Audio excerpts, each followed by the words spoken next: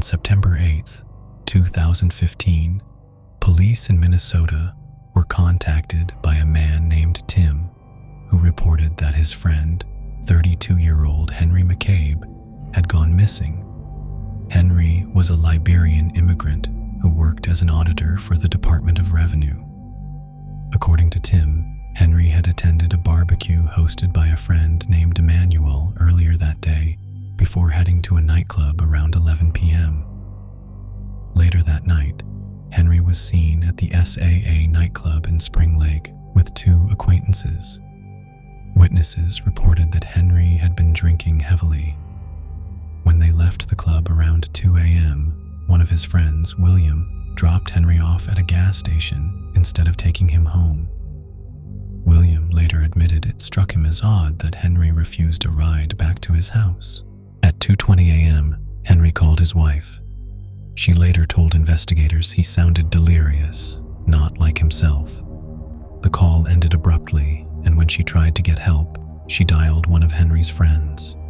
That friend didn't answer, but his voicemail recorded the final 2 minutes of Henry's call. The audio was chilling. Moans, growls, and distorted screams, nearly impossible to understand, but terrifying to hear. Some said it sounded like Henry was being attacked. Others thought he was in some kind of altered state. No one could say for sure.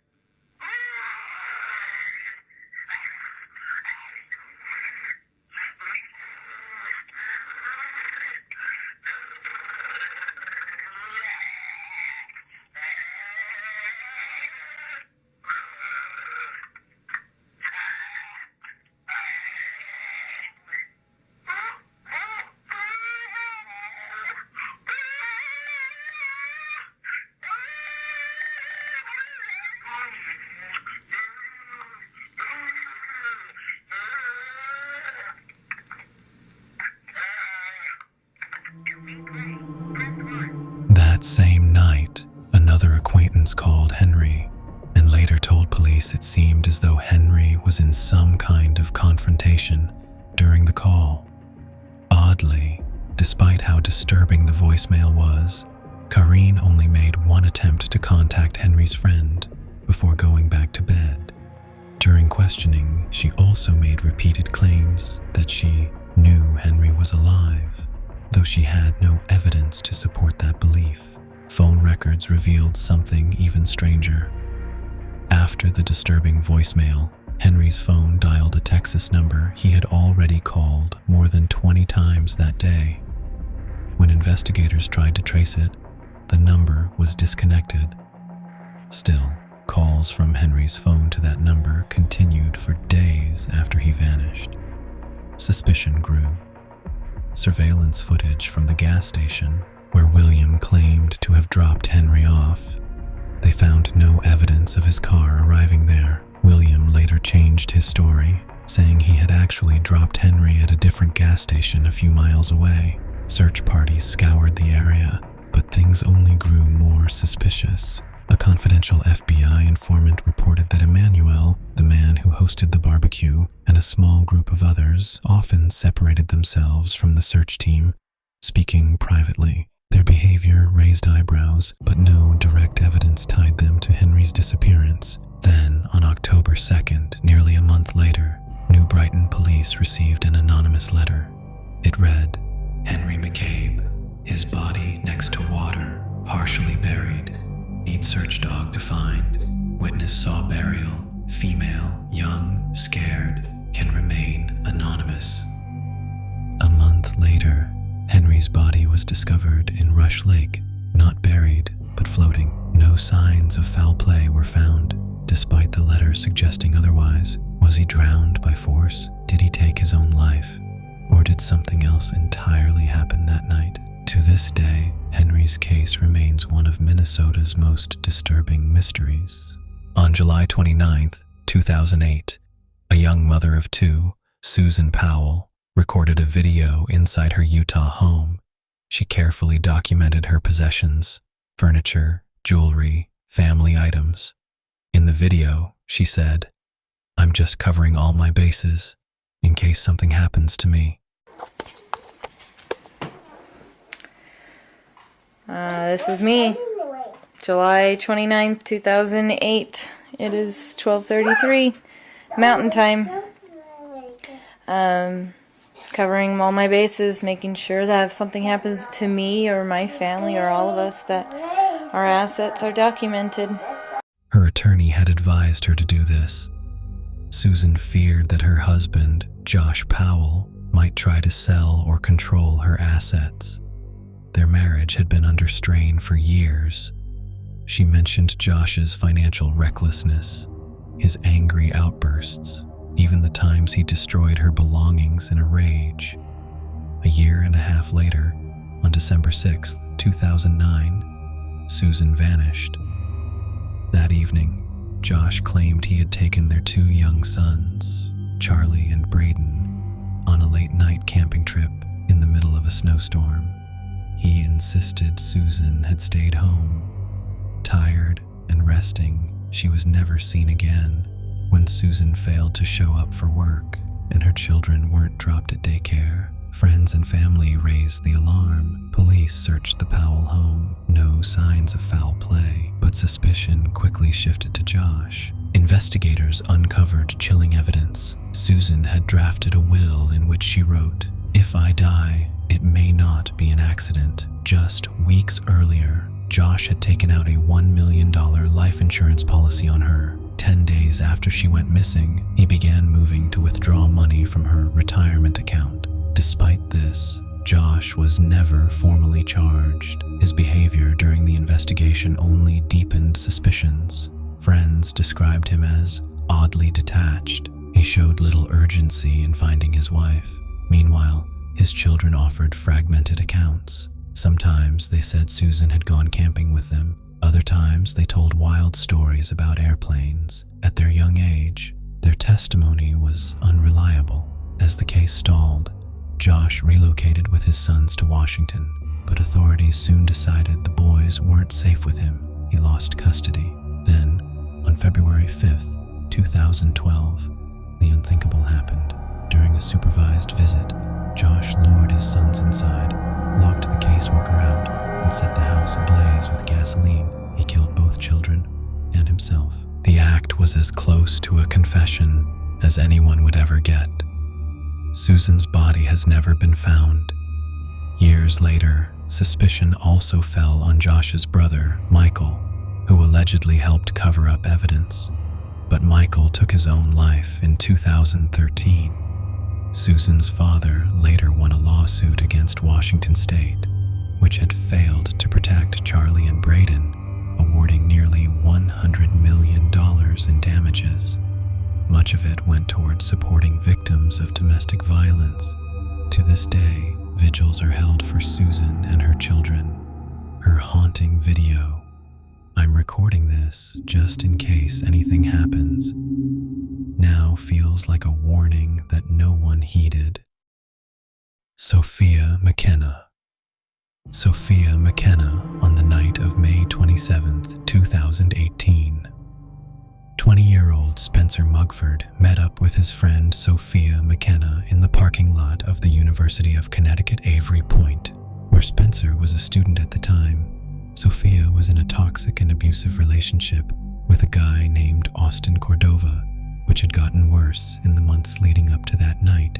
According to Sofia's mom, Austin was seeing someone else while he was still dating Sofia, after which Sofia also decided to date other guys.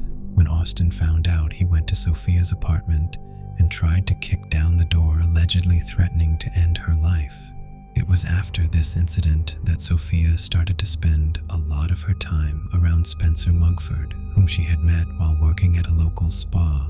They dated for a while, but it didn't take long before they decided to go back to just being friends. A couple of weeks later, Spencer took on another job on a charter boat, taking people out on the water for half-day fishing trips that night in May. Spencer and Sofia met at the parking lot and got in a mastless sailboat they took from the university campus and headed toward the New London Ledge Lighthouse, a popular tourist attraction in Connecticut that's known as one of the creepiest buildings in the state. A little after 1 a.m., Sofia used Spencer's phone to upload a video to his Snapchat story where he can be seen paddling on the water aboard the tiny mastless sailboat. Yo, we're out here in the fucking ocean with us. That is the land. Like, we still have to get to there. Wait, where? Oh, we're almost there. Okay, but Spence fucking sucks. Come on, get us there. In the video, Sofia points the phone to the shore and jokingly emphasizes how long they still have left to get to the lighthouse, and the two friends seem in pretty good spirits as they travel toward the lighthouse a few minutes later at around 2 a.m. after finally arriving at the New London Ledge Lighthouse. Spencer posted a picture of Sofia in front of a no trespassing sign to his Snapchat. That was the last time either of them was ever seen again. The next day, Austin reached out to Sofia's mother, Michelle, and said that he was worried because he hadn't heard from her, though they had plans to go shopping. That's when Michelle realized she had a bunch of missed calls from an unknown number from 2:05 a.m. to 2:09 a.m. the previous evening, and when she called the unknown number back, she realized it was Spencer's cell phone. Fearing the worst, Michelle reported her daughter missing, and at around 6 p.m. the very next day, the Coast Guard launched an official search. The first clue surfaced quickly: Sofia's car sitting in the Yukon parking lot. Chillingly, her phone was still inside, a detail that finally explained why she'd used Spencer's phone to call her mother the night before. At the New London Ledge Lighthouse, they found another unsettling clue: Spencer's shirt, tightly knotted to a boat cleat on the dock. It seemed he'd used it to moor the sailboat, but the boat itself, it was gone. Meanwhile, a desperate private search was underway. Austin, Sofia's ex, and his father took to the skies. Flying over the water, they spotted it: the Yukon sailboat, capsized and floating helplessly near Truman's Beach, a full 13 miles from the lighthouse. But this discovery came with a baffling twist. Investigators found a series of unidentified fingerprints on the boat, fingerprints that, for reasons unknown, were never analyzed. Just one day into the search, on May 28th, Mother Nature turned against them. Harsh weather forced the Coast Guard to suspend their efforts, promising to resume only if new leads emerged. Then, silence for 11 agonizing days, until June 8th, when a fisherman made a grim discovery: Spencer's body floating in the ocean, but in the opposite direction of where the capsized sailboat was found. The autopsy found alcohol and THC in his system, and the official cause of death was ruled an accidental drowning, with no signs of foul play.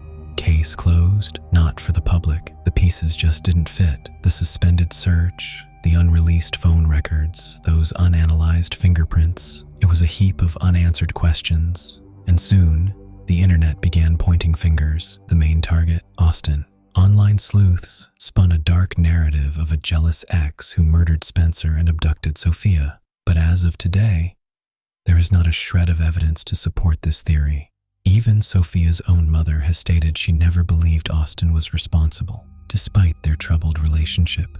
So, what is the most likely story? According to investigators, the sailboat probably came untied and drifted away. In a moment of panic, Spencer likely jumped in to retrieve it and tragically drowned. But that still leaves the biggest question of all: what happened to Sofia? One popular online theory suggests that a terrified Sofia was left alone at the lighthouse, screaming for help. In this version of events, a lone boater stopped, not to rescue her, but to kidnap her, perhaps to murder her or sell her to traffickers.